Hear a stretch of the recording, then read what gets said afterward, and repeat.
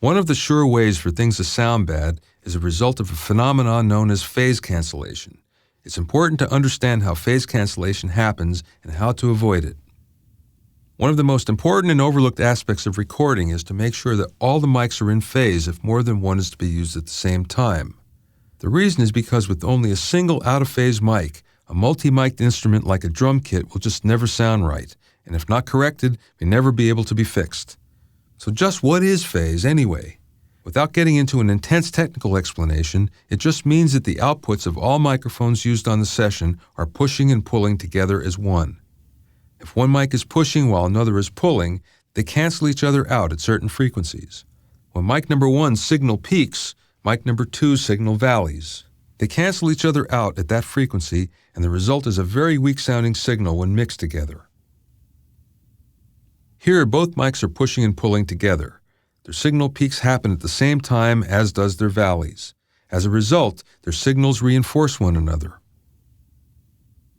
There are two types of phase cancellation problems that can happen, electronic and acoustic. An acoustic phasing problem occurs when two mics are too close together and pick up the sound from the same instrument. Only one is picking it up a little later than the first because it's a little farther away. With acoustic phase problems, the sounds won't cancel each other out completely, only at certain frequencies.